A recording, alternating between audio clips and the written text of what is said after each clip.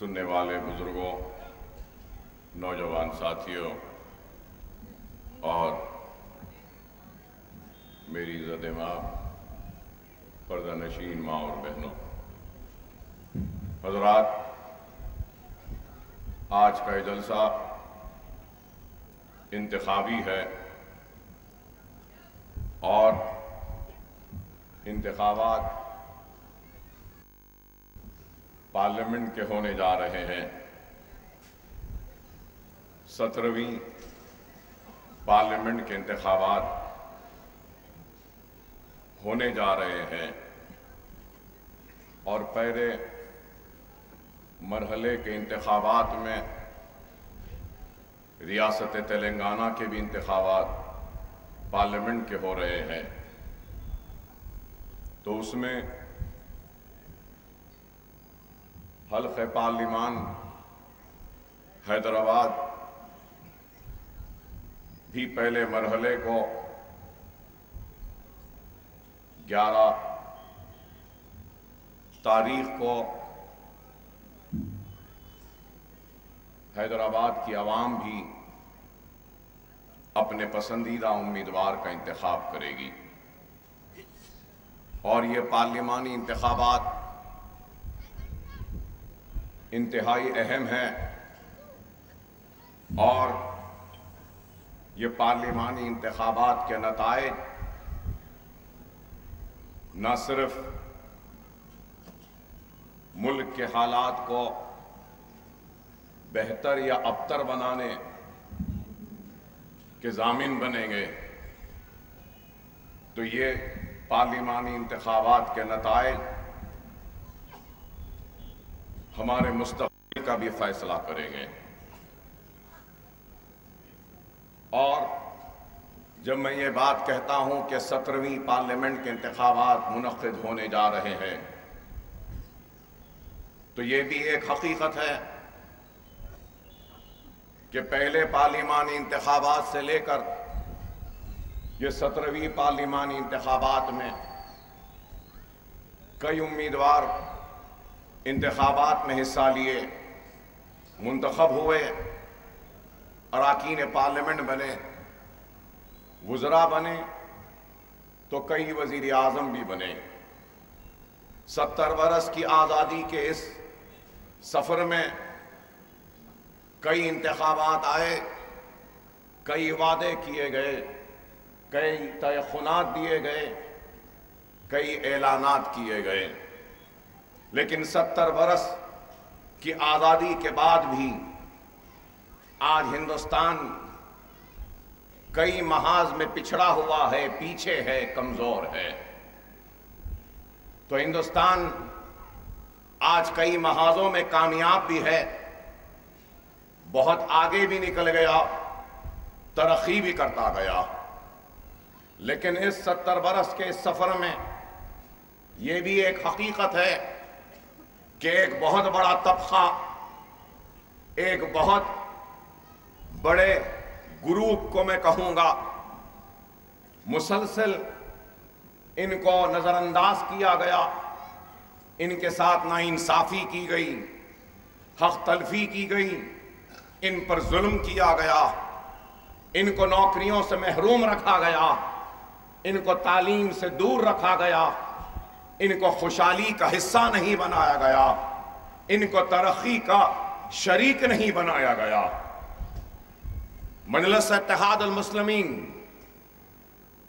انہی لوگوں کی آواز بنتی ہے جن کی حق تلفی ہوئی، جن کے ساتھ ناانصافی ہوئی، جن کو ان کا حق نہیں دیا گیا، جن کو ترقی کا حصہ دار نہیں بنایا گیا، جن کو خوشحالی کا حصہ نہیں بنایا گیا، جن کو تعلیم سے دور رکھا گیا، جن کو ترقی سے دور رکھا گیا، جن کو پسماندگی کے اندھیروں میں ڈھکیل دیا گیا، جن کی آبادیوں کو، جن کے بستیوں کو اجاڑا گیا، جن کے حق کو تلف کیا گیا، اور جن کے ساتھ ناانصافی ہوئی۔ مجلس اتحاد المسلمین اپنی احیا سے لے کر آج تک انہی مظلوموں کی آواز بنتی رہی اور ظلم کے خلاف آواز کو بلند کرتی رہی، حق کو طلب کرتی رہی اور جمہوری جدوجہد کرتی رہی۔ اور یہ بھی ایک حقیقت ہے کہ مجلس اتحاد المسلمین صرف ایک جماعت یا صرف ایک تنظیم کا نام نہیں ہے، بلکہ مجلس اتحاد المسلمین ایک جہد مسلسل کا نام ہے، جو مسلسل جدوجہد کرتی رہی اپنی احیا سے لے کر آج تک، اور اس حقیقت سے بھی کوئی انکار نہیں کر سکتا۔ یہاں آج اس جلسے میں کئی بزرگ موجود ہیں جنہوں نے مجلس اتحاد المسلمین کی جدوجہد کو دیکھا ہے، نہ صرف دیکھا ہے بلکہ مجلس کے جدوجہد میں شامل رہے، نہ صرف شامل رہے بلکہ مجلس اتحاد المسلمین کی جدوجہد میں فخر ملت و سالار ملت کے کھاندے سے کھاندہ لگا کر حق کی لڑائی لڑی، جمہوری جدوجہد کی، اور اس حقیقت سے بھی کوئی انکار نہیں کر سکتا کہ مجلس اتحاد المسلمین نے ایسے اس وقت میں، اس دور میں اپنے جدوجہد کا آغاز کیا جب ہماری لہلاتی ہوئی کھیتیاں اجڑ رہی تھیں، ہماری عصمت لٹ چکی تھی، ہماری آبادیاں خاک کی ڈھیر میں تبدیل ہو چکے تھے، ہمارے پاس کچھ نہیں تھا، اگر کچھ تھا تو صرف خوف تھا، مایوسی تھی۔ تو ایسے اس دور میں ہم نے اپنی جدوجہد کا آغاز کیا تو لوگوں نے مجلس اتحاد المسلمین کا احیا پر تنقیدیں کی اور الزام لگایا کہ کیا ضرورت ہے مجلس کی، کیا ضرورت ہے مجلس کے احیا کی، اتنی تباہی و بربادی کیا ناکافی ہے، کیا اتنی لٹی ہوئی عزتوں سے کیا ان کا دل نہیں بھرا کہ آج اور تباہی و بربادی کو دعوت دینا چاہتے ہیں مجلس کا احیا کر کر۔ لیکن مجلس نے ان آوازوں کی پرواہ نہیں کی، ان الزاموں کی پرواہ نہیں کی، اپنی جدوجہد کو جاری رکھا، اور جب مجلس نے اپنی جدوجہد کا آغاز کیا تو مجلس کے پاس اس کا اپنا دفتر تک نہیں تھا۔ مجلس کا احیا ہوا تو ایک ٹوٹا قلم، اس کاغذ کا ٹکڑا مجلس کو ملا۔ اللہ فخر ملت علیہ رحمہ و سالار ملت علیہ رحمہ کی خبروں کو نور سے بھر دے کہ ان لوگوں کی جدوجہد ہے، ان کے ساتھیوں کی قربانی ہے۔ اگر میں آج دعا کرتا ہوں فخر ملت و سالار ملت کے لیے، تو میں ان تمام بزرگوں کے لیے بھی دعا کروں گا جو آج اس دنیا میں نہیں ہیں، لیکن انہوں نے فخر ملت کا اور سالار ملت کا ساتھ دیا، اپنے گھروں میں چولہا جلائے بغیر مجلس کے دیے کو اپنے خون سے جلایا اور مجلس اتحاد المسلمین کو اپنے پسینے سے سینچا۔ اللہ ان سارے مجلس اتحاد المسلمین کے صدور کو، متمدین کو، کارکنوں کو اور سالار ملت و فخر ملت کا ساتھ دینے والے جو آج اس دنیا میں نہیں ہے، اللہ ان کے خبروں کو بھی نور سے بھر دے۔ یہ ایک احسان عظیم ہے ہم جیسے نوجوانوں پر کہ آج ہم کو ایک بنی بنائی جماعت ملی، ہم کو دارالسلام ملا، ہم کو اتحاد ملا، ہم کو جوش ملا، ہم کو ولولہ ملا، ہم کو آپ سب کا اعتماد ملا، آپ سب کی دعائیں ملی۔ لیکن ایک وقت وہ بھی تھا جب مجلس کے جلسوں میں کوئی آنے کے لیے تیار نہیں ہوتا تھا، ایک وقت وہ بھی تھا جب مجلس کے جلسوں میں کوئی لائٹ بھی دینا نہیں چاہتا تھا، ایک وقت وہ بھی تھا جب لوگ اپنے گھر کے دروازوں اور کھڑکیوں میں سے جھانکتے تھے لیکن مجلس کے جلسوں میں شرکت کرنے کا ان کے پاس ہمت جٹا نہیں سکتے تھے۔ ایک دور وہ بھی تھا کہ باپ تقریر کرتا تو سامعین میں بیٹا بیٹھا ہوتا اور بیٹا تقریر کرتا تو باپ سنتا۔ مجلس کے جلسوں میں صرف 3-4 لوگ ہوا کرتے تھے. ارے ایک جہد مسلسل کا نام ہے مجلس اتحاد المسلمین. ارے مجلس یہ راتوں رات نہیں بنی. اگر آج مجلس کی پہچان ہے، مجلس کی شان ہے، مجلس کی طاقت ہے، اور یہ سجے سجائے ڈائس ہے، اور یہ ہزاروں کا مجمع ہے، تو اس منزل تک، اس مقام تک پہنچنے کے لیے ایک نسل نہیں، 2 نسل نہیں، 3 نسلوں کی محنت، کوشش و قربانی کے بعد آج یہ دن ہم کو نصیب ہوا. یہ کوئی راتوں رات نہیں ملا. مجلس اتحاد المسلمین ایک جہد مسلسل کا نام ہے. دارالسلام کو حاصل کیا تو دارالسلام کو حاصل کرنے کے بعد سب سے پہلے دارالسلام میں اگر کسی چیز کا آغاز کیا تو ایک پرائمری اسکول کا آغاز کیا. دارالسلام میں ایک مدرسے کا آغاز کیا تو ITI سینٹر کا آغاز کیا. دارالسلام کا مقدمہ لڑا، دارالسلام کو حاصل کیا تو دارالسلام کا برسہ برس کا کرایہ حاصل کیا، اس کا انٹرسٹ حاصل کیا، اور اس کے پیسے سے اسکول اور اس کے پیسے سے دارالسلام کی ملگیوں کو تعمیر کیا. دارالسلام حاصل ہوا تو اس کے بعد بھی الزامات لگنے لگے. یہاں بزرگ بیٹھے شاید ان کو یاد ہوگا کہ اس وقت بھی مجلس پر الزام لگا اور لوگ کہنے لگے جیسا آج کہتے ہیں ایجنٹ ہے، تو اس وقت بھی کئی الزام لگے. فخر ملت اور سالار ملت پر الزام لگا کہ یہ دونوں لوگ باپ اور بیٹے دارالسلام کو لیز پر دے رہے ہیں. سالار ملت کو اخبارات میں بیان دینا پڑا، جلسے منعقد کر کر اس بات کی تردید و وضاحت کرنی پڑی کہ ہم دارالسلام کو لیز پر نہیں دے رہے. ارے کتنی مصیبتیں، کتنی تکلیفوں کے بعد یہ جماعت بنی. نوجوان تم شاید نہیں جانتے، یہ راتوں رات جماعت نہیں بنی، کوئی ایک جلسے سے یا ایک تقریر سے جماعت نہیں بنی، یہ بڑی محنت کے بعد بنی. 11.5 مہینے مسلسل فخر ملت جیل میں رہے. چنچل گڑے کی 14 مرتبہ جیل میں گئے سالار ملت، اس کے بعد یہ جماعت بنی. ارے یہ بزرگوں کی دین ہے. یہاں بیٹھے بزرگ جانتے ہیں کہ غریب مسلمانوں کی دین ہے. آپ تمام کی محنت کا نتیجہ ہے، آپ کے آبا و اجداد کی دعاؤں کا، اتحاد کا، قربانی کا نتیجہ ہے کہ مجلس اتحاد المسلمین اتنی طاقتور بنی. آج مجلس، وہ مجلس جس کا جب احیا ہوا، جس کے پاس ایک ٹوٹا قلم میں کاغذ کا ٹکڑا تک نہیں تھا،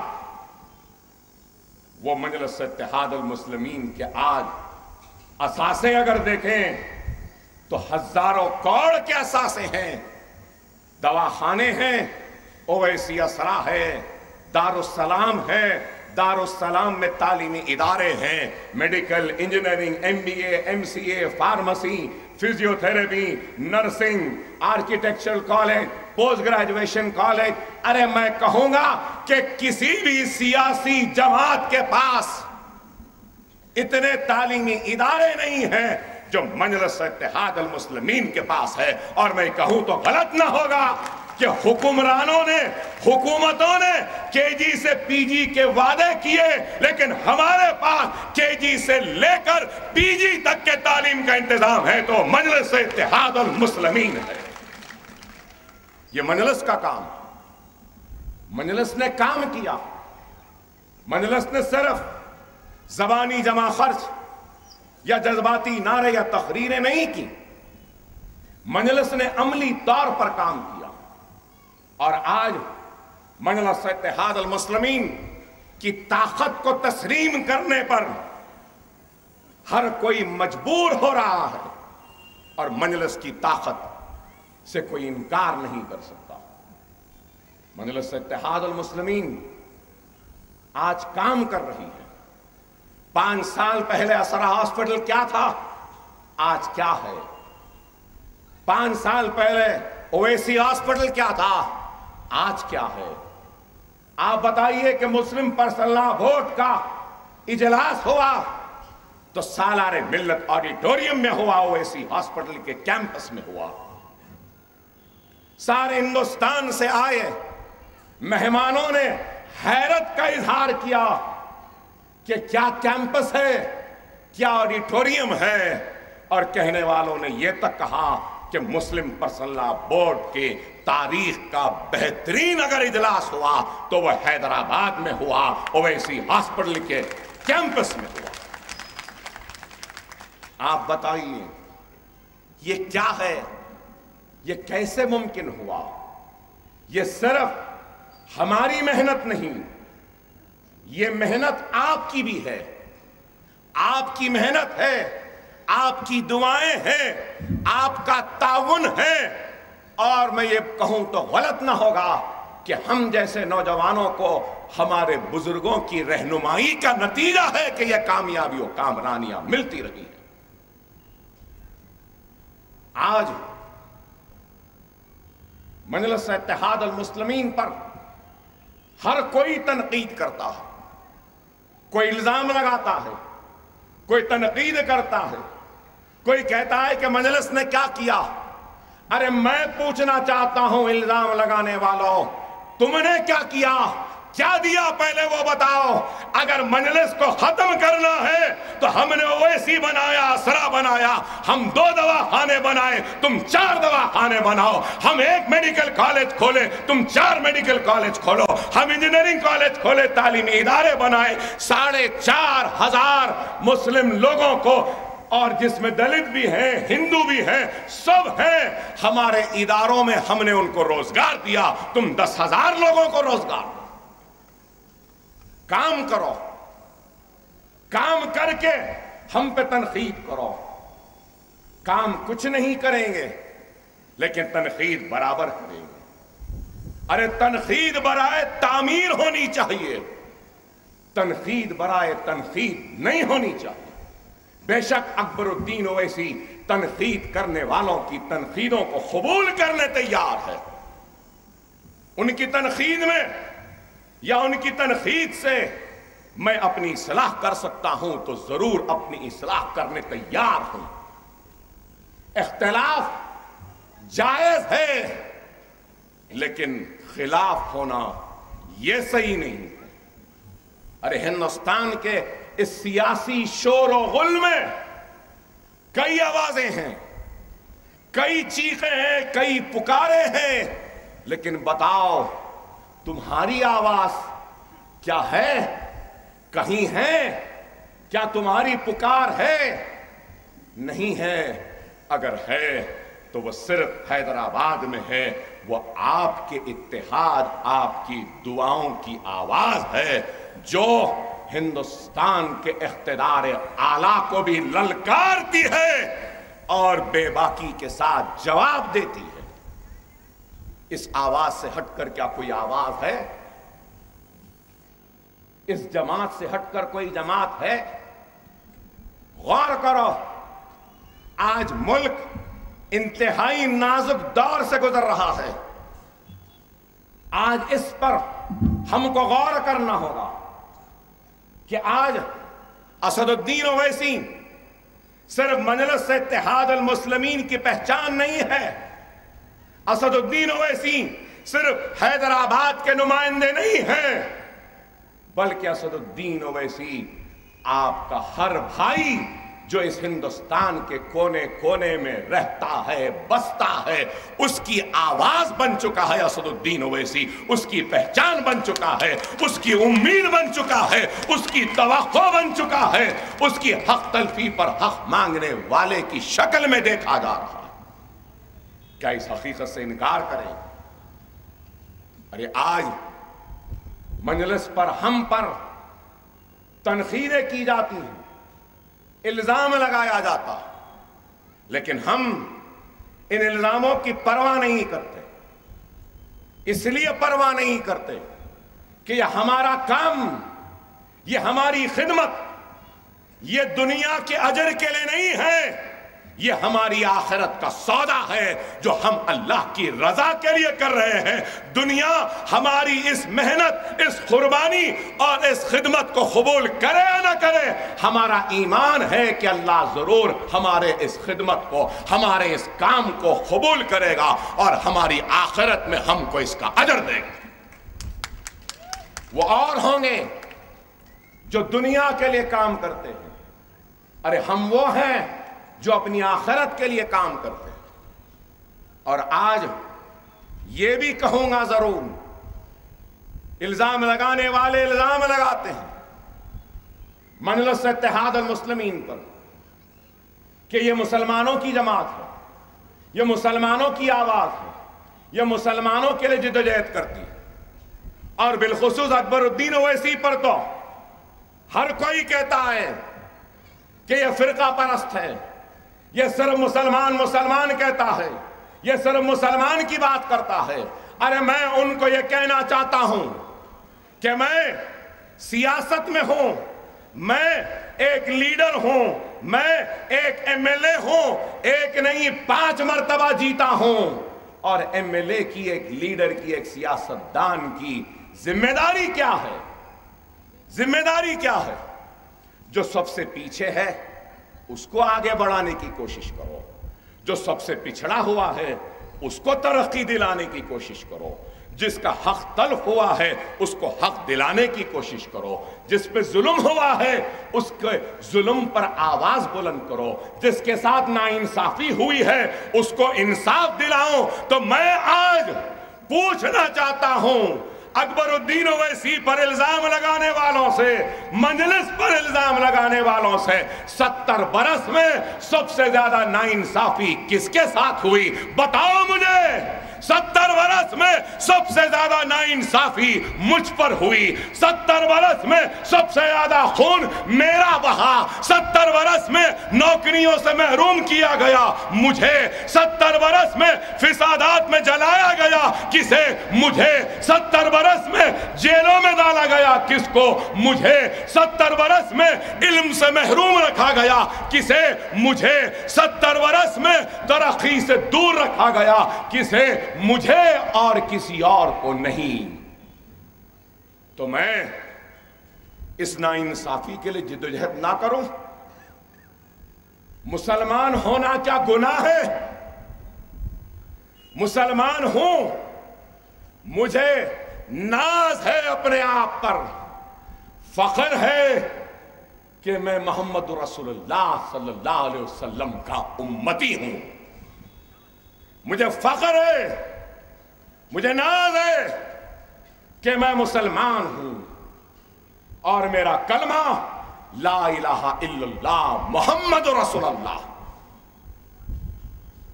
لیکن مجھے افسوس اس بات کا ہے کہ 70 برس کی آزادی کے سفر میں تم نے مذہب کی عینک سے مجھ کو دیکھا، مذہبی آنکھ سے دیکھا، صرف اس لیے دیکھا کہ یہ مسلمان ہے. کاش تم نے مجھے ہندوستانی کی حیثیت سے دیکھا ہوتا تو شاید میں پسماندہ نہ ہوتا، پچھڑا ہوا نہ ہوتا، حق تلفی ہونے والا نہ ہوتا، مظلوم نہ ہوتا، مجھ پر ناانصافی نہ ہوتی. اور آج میں اگر اس کے لیے جدوجہد کر رہا ہوں جس پر 70 سال سے ظلم ہوا، تو کیا یہ گناہ ہے؟ میری جدوجہد اس وقت تک جاری رہے گی جب تک کہ میرے ہر ایک بھائی بہن کو اس کا حق نہیں مل جاتا. میری کوشش، میری جمہوری لڑائی اس وقت تک جاری رہے گی جب تک کہ میرے اوپر ظلم کرنے والوں کو سزا نہیں ملتی. گوپال سنگھ کمیشن کی رپورٹ ہو یا سچر کمیٹی کی رپورٹ ہو یا گجرال کمیٹی کی رپورٹ ہو یا پھر رنگناتھ مشرا کمیٹی کی رپورٹ ہو یا پھر کنڈو کمیٹی کی رپورٹ ہو، ہر رپورٹ نے کہا سب سے پیچھے مسلمان، سب سے پچھڑا ہوا مسلمان. تعلیم میں پیچھے مسلمان، روزگار میں پیچھے مسلمان، ترقی میں پیچھے مسلمان. تو کیا میرا فرض نہیں، کیا میری ذمہ داری نہیں بحیثیت ایم ایل اے، بحیثیت سیاستدان، بحیثیت لیڈر میری کوشش ہے اور رہے گی کہ جو پیچھے ہے، پچھڑا ہوا ہے، جو آخر ہے، اس کو سامنے لاؤں، اس کا حق دلاؤں. تو میں فرقہ پرست کمیونل کیسے ہوا، میرا ان سے سوال ہے. کیسے ہوا؟ لیکن الزام لگانے والے آج بھی الزام لگاتے ہیں. ارے میں ان سب سے پوچھنا چاہتا ہوں، کیا میں نے نہرو کا ساتھ نہیں دیا؟ کیا ہم نے اندرا کا ساتھ نہیں دیا؟ کیا ہم نے وی پی سنگھ کا ساتھ نہیں دیا؟ کیا ہم نے مرارجی دیسائی کا ساتھ نہیں دیا؟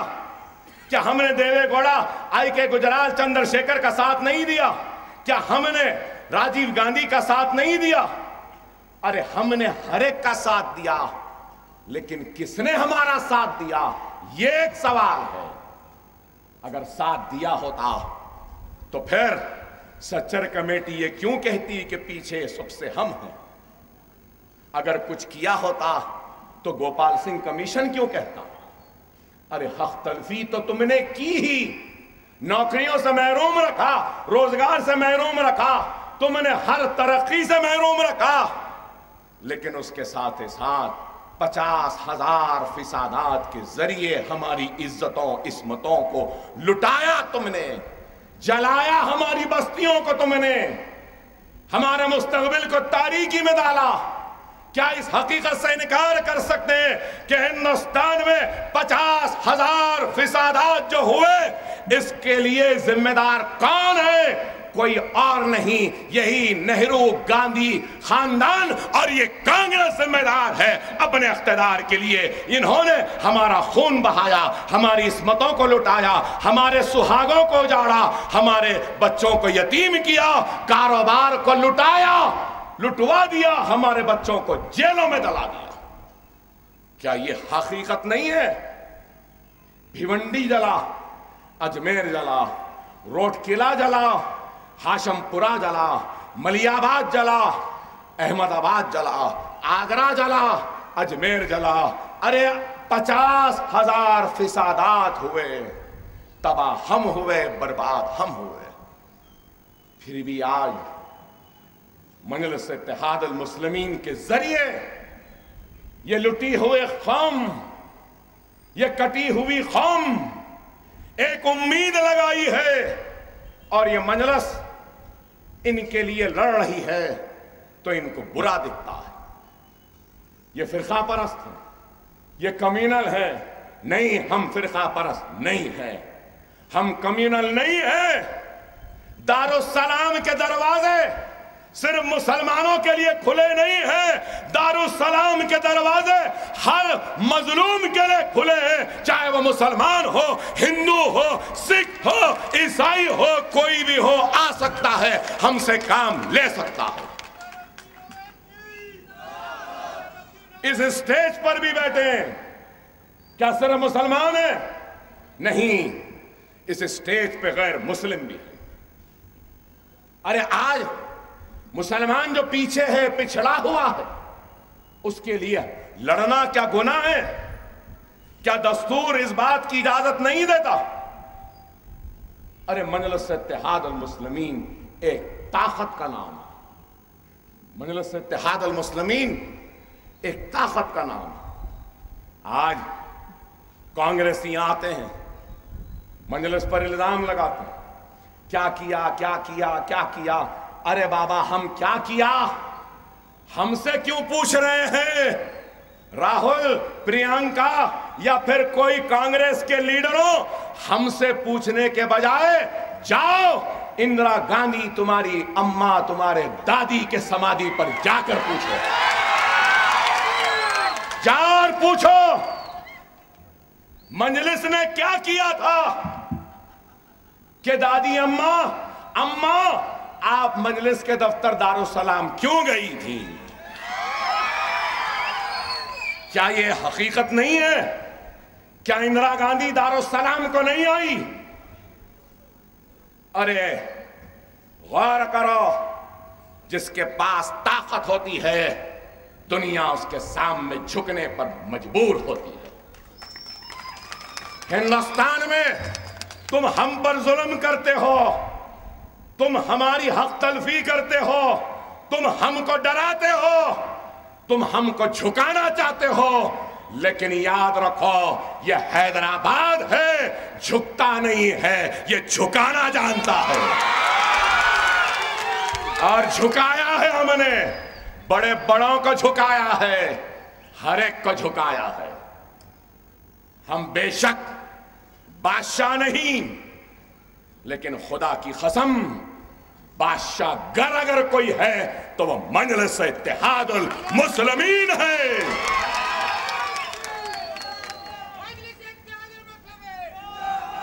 بڑے تڑپ گئے، بڑے مچل گئے، بڑی تکلیف ہوئی جب اسمبلی انتخابات میں اکبر الدین اویسی نے کہا تھا کہ تخت پر کوئی اس وقت تک نہیں بیٹھ سکتا جب تک ہم نہ چاہیں، اور ہم جس کو چاہیں تخت پہ بٹھائیں، جس کو چاہے تختے پہ اوندھا لٹا دیں۔ تو وزیر اعظم ہندوستان نے بیان دیا تھا نا، ایسا بول رہے ہیں، کیا صحیح ہوا یا نہیں ہوا؟ ہم نے جس کو چاہا اور ہم نے جو چاہا وہ ہوا یا نہیں ہوا؟ ارے آپ بتاؤ، مجلس پہ تنقید کرتے ہیں، مجلس ایسا نہیں کرنا تھا، مجلس ویسا نہیں کرنا تھا، مجلس وہاں نہیں جانا تھا، مجلس یہاں نہیں جانا تھا، مجلس وہاں نہیں لڑنا تھا، مجلس یہاں نہیں لڑنا تھا، مجلس ایسا کیوں کری، مجلس ویسا کرو۔ ارے بابا، جس کا کام اس کو کرنے دو۔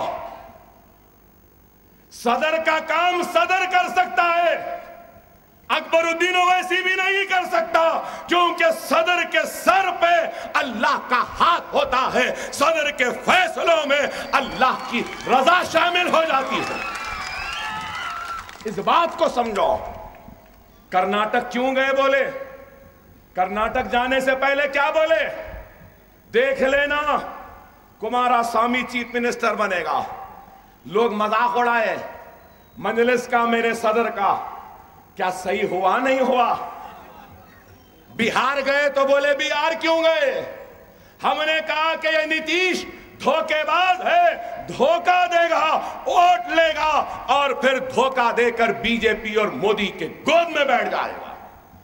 تو لوگوں نے کہا ان کو کیا معلوم، یہ کیوں آئے، یہ بی جے پی سے ملے ہوئے ہیں، یہ ووٹ کٹواؤ ہے۔ ارے کیا ہماری بات صحیح ہوئی نہیں ہوئی؟ کیا نتیش مودی کے گود میں نہیں بیٹھ گیا؟ پھر میں پوچھنا چاہتا ہوں ان لوگوں سے جنہوں نے اداریے لکھے، جنہوں نے اپنے اخبارات کو سیاہ کیا، ہم کو سودے باز کہا، ووٹ کٹاؤ کہا، بتاؤ کیا تم صحیح تھے یا ہم صحیح؟ پھر تلنگانہ کے انتخابات آئے، مجلس کیا بولی؟ کون بنے گا چیف منسٹر؟ بولی مجلس۔ وہ چیف منسٹر بنے یا نہیں بنے؟ مجلس صحیح ثابت ہوئی یا نہیں؟ اس لیے کہتا ہوں جس کا کام اس پہ چھوڑو۔ ہماری کمزوری ہے کیا ہے معلوم؟ میں سیاستدان، یہاں آگے ایک بزنس مین، اس کے آگے ایک تاجر، اس کے آگے ایک صنعت کار، اس کے آگے ایک ایجوکیشنسٹ، اس کے آگے ایک دین کا کام کرنے والا عالم۔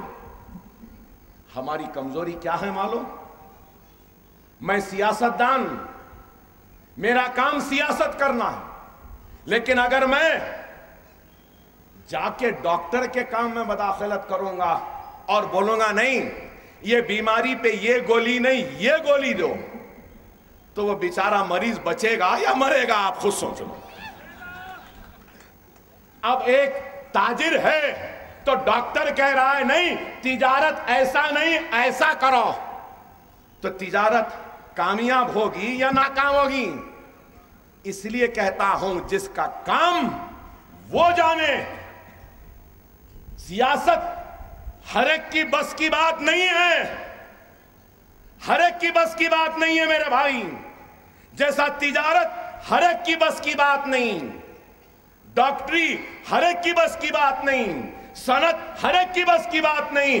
آج ہم کو اگر ترقی کرنا ہوگا تو ہر ایک کو اپنا اپنا کام کرنا ہوگا، تاجر کو تجارت کرنا ہوگا، صنعت کار کو صنعت کی ترقی کے لیے کام کرنا ہوگا، ایک ڈاکٹر کو صحت کے لیے کام کرنا ہوگا، ایک عالم کو دین کے لیے کام کرنا ہوگا، ایک سیاستدان کو سیاست کا کام کرنا ہوگا۔ لیکن آج افسوس کہ ہر کوئی گھستا ہے۔ ارے آپ بتاؤ میرے بھائی کہ آج جیسے بھی ہے ہم، میں یہ نہیں کہوں گا کہ ہم نے بہت کام کیا، میں یہ نہیں کہوں گا کہ ہم نے سب کام کیا، میں یہ نہیں کہوں گا کہ سب کچھ ہو گیا، نہیں، ہم نے بہت کام کیا ہے، لیکن بہت بہت بہت بہت زیادہ کام کرنا ابھی باقی ہے، کرنا ہے۔ ہم یہ نہیں کہیں گے کہ ہم نے سب کچھ کر دیا، نہیں، لیکن ہم نے کام کیا۔ ارے آپ اس حقیقت سے انکار نہیں کر سکتے، ہم اچھے ہوں گے برے ہوں گے، مجلس کام کری نہیں کری، کیسا بھی کری کچھ بھی کری، اپنے دل پہ ہاتھ رکھ کر بتا دو، کیا ہم یہاں پہ محفوظ ہیں یا نہیں؟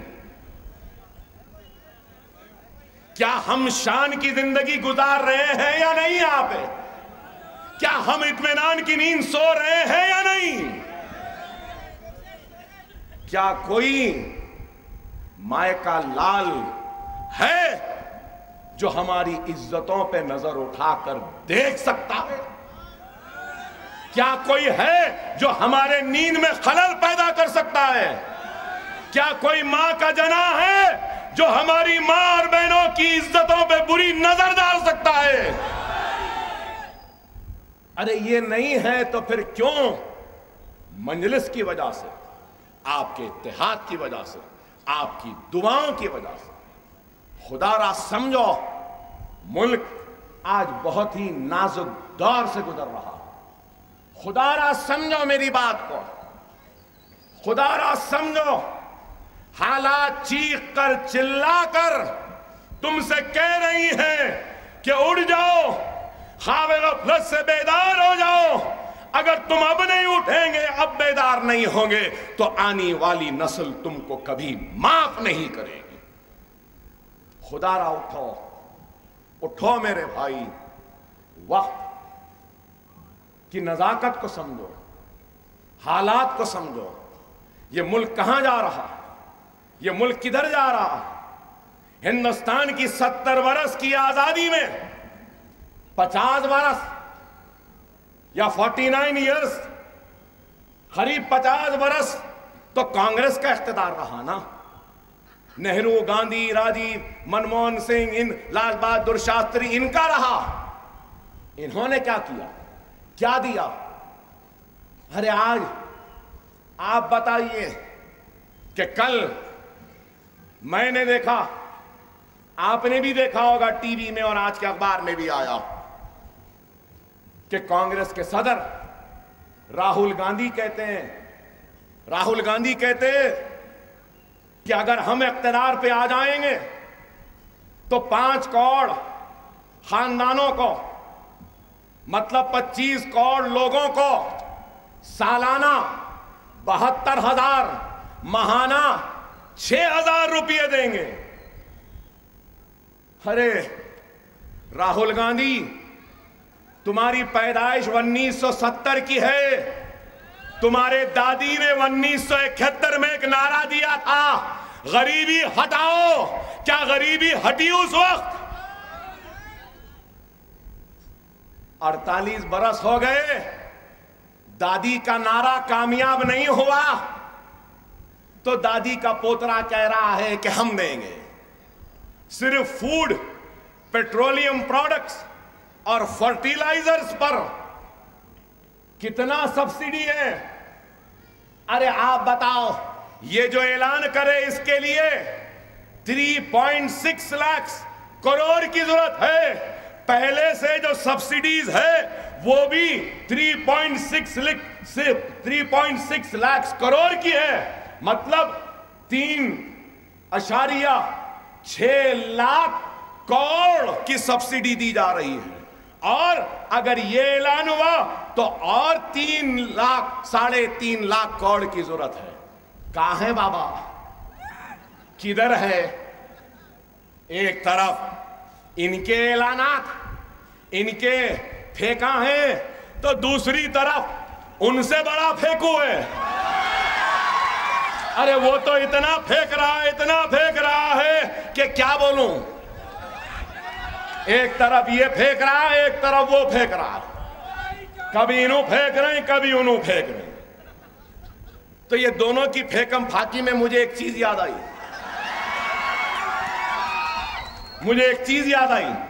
کیا ہے معلوم آپ کو؟ سنیے، دو زبردست پھینکنے والے تھے اور ایسا پھینکتے تھے کہ ان کی پھینکم پھاکی مشہور ہو گئی. ارے کیا پھینکتا بھائی، انہیں کیا پھینکتا. ادھر بول رہے ارے انہیں کیا پھینکتا. ایک دن اتفاق سے دونوں پھینکوں کا آمنا سامنا ہو گیا. اب دونوں سوچنے لگے، اب انہیں زبردست پھینکتا کہتے نا، اب میرے کو پھینکنا ہوگا. انہیں سوچنے لگا ارے انہیں زبردست پھینکتا، اب مجھے پھینکنا ہوگا.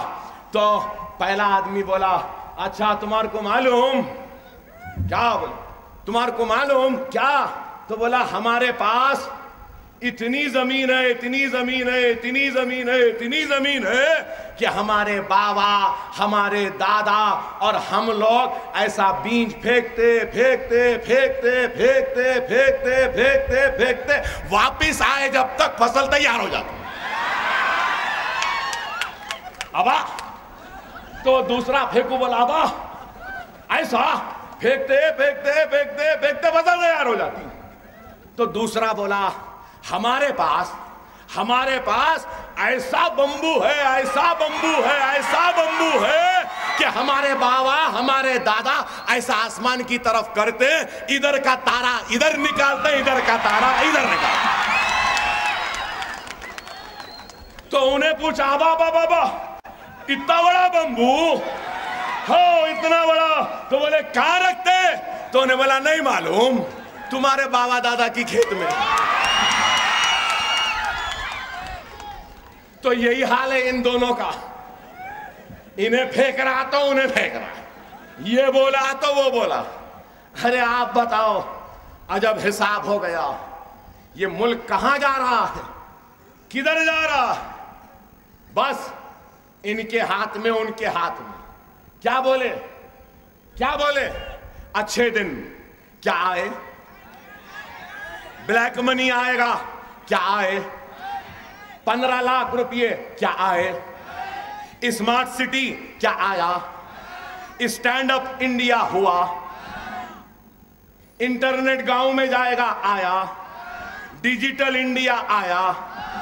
ارے کیا بولوں، کچھ نہیں آیا. صرف باتیں، صرف پھینکم پھاکی.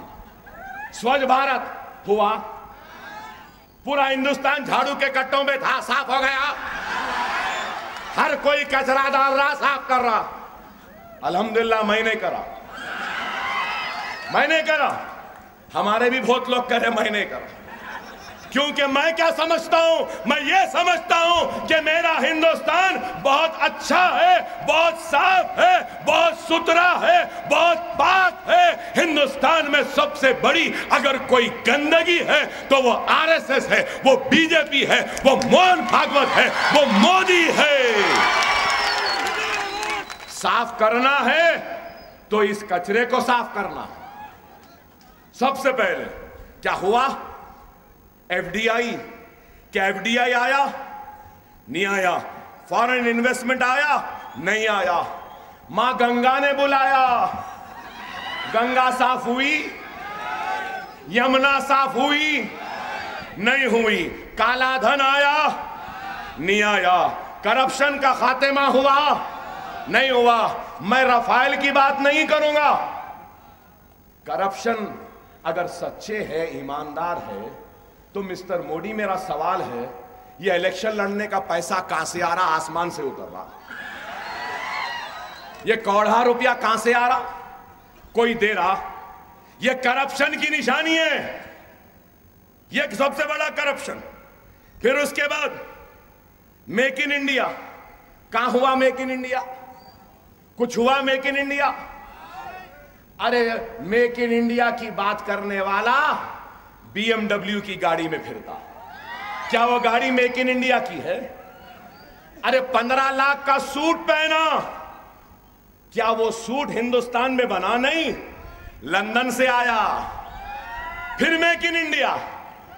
آپ غور کرو، آپ بتائیے سب سے بڑی ورک فورس بنائیں گے بولے، کتنے نوکریاں دینے کا وعدہ کیا؟ 10 کروڑ نوکریاں. 10 کروڑ دیے، 5 سال میں صرف 8 لاکھ نوکریاں دیے. صرف 8 لاکھ. ہر سال 50 لاکھ سے زائد ورک فورس پڑھ کر تیار ہے، گریجویٹ ہے، انجینئر ہے، جھاڑو کی نوکری کے لیے درخواست دے رہے ہیں. کیا یہ ہے ترقی؟ روزگار نہیں ملا، کچھ نہیں ملا، پھر بھی نہیں ہم کریں گے. نیا ہیلتھ انشورنس لائے. کیا ہونے والا ہے؟ کارپوریٹ ہاسپٹل، بڑے ہاسپٹلز کی مدد کے لیے. کیا پانی پہنچا؟ نہیں. کیا کرے بتائیے؟ کچھ نہیں کرے. اور اگر کچھ کرے تو 5 سال میں 92 ممالک کا دورہ کرے. کتنے؟ 92. منموہن سنگھ 10 برس میں 93 ممالک کا دورہ کرے تھے.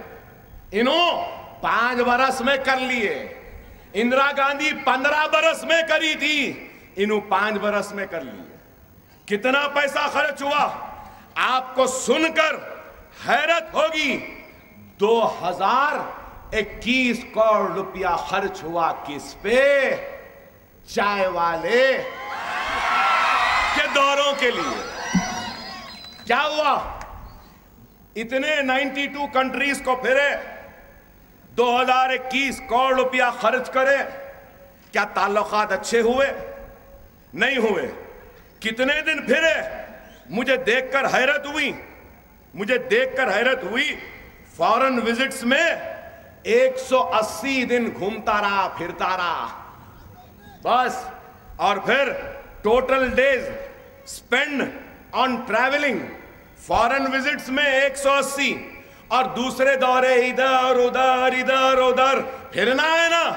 نادیدے کو ملیدہ ملا تو فاتحہ دینے ملا نہیں ملا. پھر کتنے دن؟ 492 دن. 492 ڈیز خالی پھرتے رہے. نان آفیشل 101 دن. 5 سال میں 593 دن.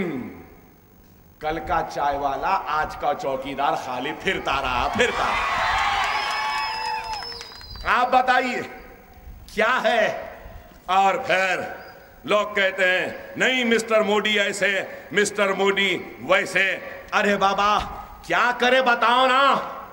کیا کام کیا؟ کیا نوکریاں دی؟ کیا 15 لاکھ آئے؟ کچھ نہیں. جیسے ایم پی بنے، میں بمبئی میں الیکشن میں کہتا تھا کہ یہ بمبئی نگری ہے، یہ فلموں کی نگری ہے، فلم ستاروں کی نگری ہے. یہ وہ نگری ہے جس نے پرتھوی راج کپور دیا، جس نے اس نگری کو راج کپور دیا، یوسف خان کا نام دلیپ کمار دیا، امیتابھ بچن دیا، شاہ رخ خان دیا، سلمان خان دیا، عامر خان دیا. لیکن میں یہ کہوں گا کہ ان سب اداکاروں سے بڑا اداکار اگر کوئی ہے تو وہ نریندر مودی ہے. ان کو بھی ایکٹنگ سیکھنا ہے تو ان سے سیکھنا ہے. کیسی اداکاری؟ پارلیمنٹ میں جا رہی سیڑھیوں پہ ماتھا رکھ دیے، وہاں سے شروع ہوئی اداکاری۔ گجرات ماڈل، کیا گجرات ماڈل آیا؟ کیا کوئی گجرات کی ترقی ہوئی؟ کیا ہوا بتائیے؟ پٹیلوں کا احتجاج گجرات میں، کیسی تباہی بربادی! ارے کیا کیا؟ وہاں سے شروع ہوا، آئے سب کا ساتھ سب کا وکاس۔ کس کا ساتھ دیے؟ کس کا وکاس ہوا؟ کس کا ہوا؟ قاتلوں کا وکاس ہوا، مجرمین کا وکاس ہوا، چائے والے کا وکاس ہوا۔ وہ بی جے پی کے صدر امیت شاہ کا وکاس ہوا، مقدموں سے بری ہو گیا۔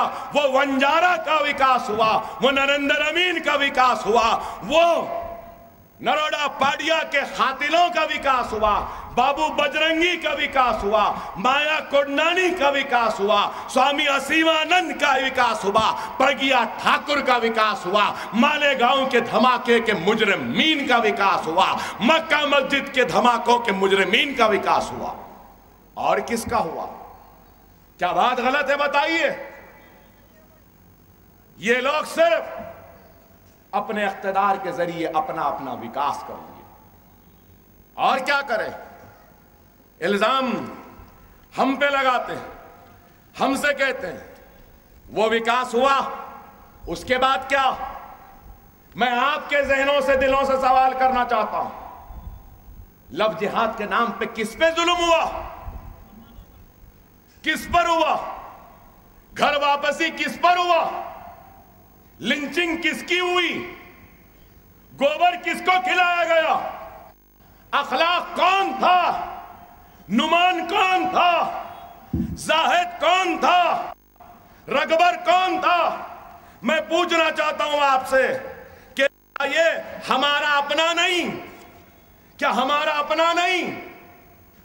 غور کرو میرے بھائی، اقتدار پہ آنے کے بعد انہوں نے کیا کیا؟ کچھ نہیں کیا، صرف ہندوستان کی اقلیتوں اور دلتوں پر حملہ، 30 سے زائد افراد کا گائے کے نام پر قتل، جنید اکبر، علی الدین انصاری، پہلو خان، ہریانہ میں مسلم نوجوان کو زبردستی گوبر کھلایا گیا، ہریانہ میں 2 مسلم لڑکیوں کی عصمت ریزی کا اور ان کا قتل، کشمیر میں ایک 8 سالہ لڑکی کا ریپ کیا گیا مندر میں، اور مودی بھکتوں نے، سنگھ پریوار والوں نے ریپ کرنے والوں کی پشت پناہی کی۔ کیا یہ انصاف ہے؟ آپ بتائیے۔ لیکن کہتے ہیں مودی کامیاب، کیا کامیاب ہوئے؟ میں پوچھنا چاہتا ہوں۔ ہریانہ میں جاٹوں کا احتجاج، 30 افراد ہلاک، 300 سے زائد زخمی، 20 کروڑ روپے کے املاک کا نقصان، 2000 سے زائد مقدمات، پولیس فائرنگ نہیں کی گئی۔ بابا رام رہیم، وہ ڈھونگی، کیا ہوا؟ جلایا چلا گیا۔ کیا کرے؟ کشمیر کیا ہوا؟ کشمیر میں کیا ہوا؟ کشمیر کے بحران کو حل کرنے میں ناکام، کتنے لوگ زخمی ہوئے، کئی لوگ ہلاک ہوئے، 300 سے زائد افراد بینائی سے محروم ہو گئے کشمیر میں، 300 سے زائد۔ آپ بتائیے، امن کی بحالی میں ناکام، 7000 سے زائد افراد گرفتار، 1500 کو جیل بھیج دیا گیا۔ کشمیر میں احتجاج، 30 سے زائد اسکولز کو نظر آتش کر دیا گیا۔ ایک سر کے بدلے عوض میں 10 سروں کو لانے کا وعدہ کرنے والے سے میرا سوال ہے، کہاں ہے؟ کہاں ہے بتاؤ؟ لیکن جواب نہیں دے سکتے۔ کتنے ہوئے؟ ارے آپ جا کے دیکھیے ساؤتھ ایشیا ٹیررزم پورٹل پر 5 سال کے دوران 1400 سے زائد فوجی اور اہلکاروں کی جانیں گئیں۔ پلوامہ، پٹھان کوٹ، اوڑی، ناگوٹا اور دیگر علاقوں میں اور دیگر 192 واقعات ہوئے۔ آج میرا سینہ میرے شہر کے، میرے اس ملک کے فوجیوں کی شہادت پر فخر سے پھول جاتا ہے، ناز کرتا ہوں تو ان کی شہادت پر میری آنکھ بھی بھر آتی ہیں جب میں ان کے گھر والوں کو، ان کے معصوم بچوں کو بلبلاتا ہوا، روتا ہوا دیکھتا ہوں۔ کیا یہ حملے مودی حکومت کی ناکامی کی نشانیاں نہیں ہیں؟ 5000 سے زائد جنگ بندی یعنی سیز فائر وائلیشنز ہوئے، کیا یہ ناکامی نہیں؟ ارے ہر محاذ پر ناکام۔ ڈی مانیٹائزیشن، کیا ہوا ڈی مانیٹائزیشن؟ کچھ ہوا؟ نہیں ہوا۔ بلیک منی بولے پورا آ گیا، دہشت گردی ختم ہو جائے گی بولے ختم ہوا، نیکسلائٹ ختم ہو جائیں گے ہوا، ڈیجیٹل ٹرانزیکشن بولے ہوا، کیا روزی ملی؟ کیا روٹی ملی؟ ان کو نہ روزی کی فکر ہے، نہ روٹی کی فکر ہے، ان کو ملک کی خوشحالی کی فکر ہے، نہ ملک کے ترقی کی فکر ہے، ان کو صرف اگر فکر ہے تو ہندوتوا، ہندو راشٹر کی ہے، اور کچھ نہیں ہے۔ آج جواب ہے کیا؟ آج جواب نہیں ہے۔ ہم بولے تو برا دکھتا ہے کہ اکبر اویسی ایسا بولتا ہے، ویسا بولتا ہے، چائے والا چائے والا چائے والا بولتا ہے۔ ارے میں نہیں بولتا ہوں چائے والا، تم نے بولا چائے چائے چائے، کیا نہیں بولا ڈی مانیٹائزیشن کے وقت میں چائے والا تھا، چائے والا ہوں، کڑک چائے، نرم چائے، میں چائے دیتا تھا، چائے کی بنڈی تھی، کیا یہ نہیں بولے؟ میں کیا بول رہا ہوں؟ چائے والا ہونا کوئی بری بات نہیں ہے، یہاں ہوٹل ہے یہاں بھی چائے والے ہوں گے، یہاں ہے یہاں بھی ہوں گے، لیکن کیا ہر چائے والے کا نصیب اس چائے والے جیسا ہے؟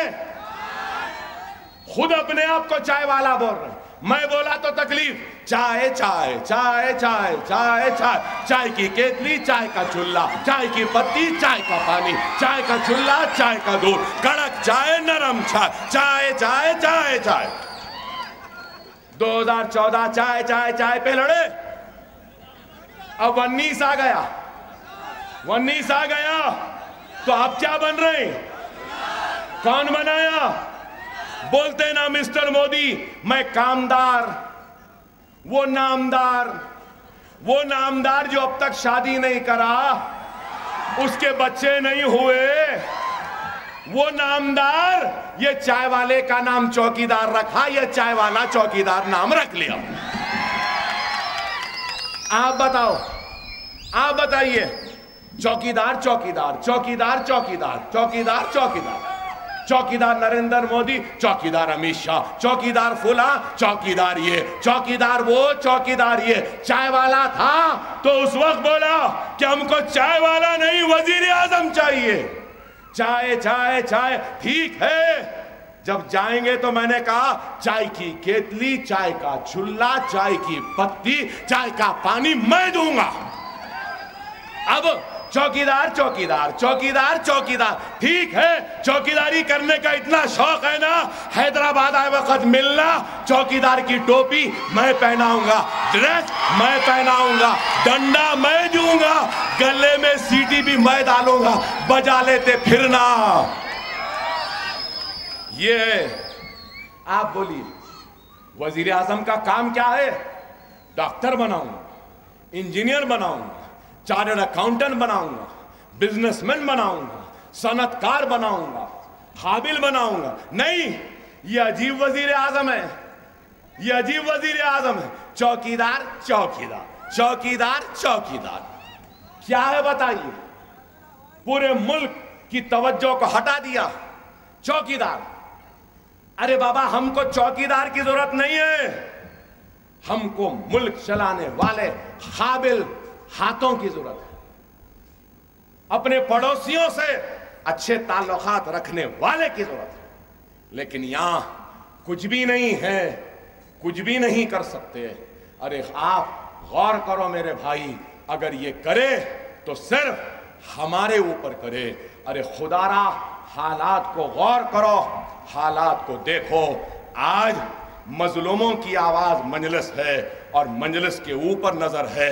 اسد الدین اویسی آج صرف آپ کی ہماری پہچان نہیں ہے، بلکہ آج سارے ہندوستان کے ہمارے بھائیوں کی امید ہے۔ خدا را اپنے اتحاد کے ذریعے منظم ہو جاؤ، متحد ہو جاؤ۔ بڑے برسوں کے بعد شاید آج آپ کے اس مقام پہ آیا ہوں، مگر یہ ایک حقیقت ہے کہ میں نے اپنی سیاسی زندگی کا آغاز انہی گلیوں سے کیا تھا، اور میں نے اپنی سیاسی زندگی میں ہی یہ مبین کو اپنے ساتھ لایا تھا، یوتھ میں میرے ساتھ تھے، ہم کام کرے، اور یہاں ہم اس علاقے کو آج ایسا علاقہ بنتا ہوا دیکھ رہے ہیں۔ لیکن میرے بھائی، میری آپ سے درخواست ہے، ارے اس میں تو سالار محترم کا پسینہ ہے، اس بہادر پورے میں سالار کی محبت ہے، بیرسٹر اسد الدین اویسی سے لگاؤ ہے۔ 50% پولنگ نہیں میرے بھائی، 50% پولنگ نہیں، ہم تو 100% کام کرتے نا بھائی۔ تقریر میں کچھ کمی تھی کیا؟ 100% بولے نا۔ میں بیمار آدمی ہوں، ڈاکٹروں نے کہا چلو مت، میں بیمار تھا، دواخانے میں تھا، لوگوں نے، ڈاکٹروں نے کہا اکبر صاحب آپ آتش فضا پہ ہے، کبھی بھی پھٹ پڑ سکتا۔ لیکن میرے بھائی، مجھے موت کی فکر نہیں ہے، مجھے فکر ہے تو میری جماعت کی، مجھے فکر ہے تو میرے حیدرآباد کے اتحاد کی، مجھے فکر ہے تو اپنی شان و شوکت و عظمت کی۔ ایک نہیں 1000 اکبر اویسی قربان اس مجلس پہ۔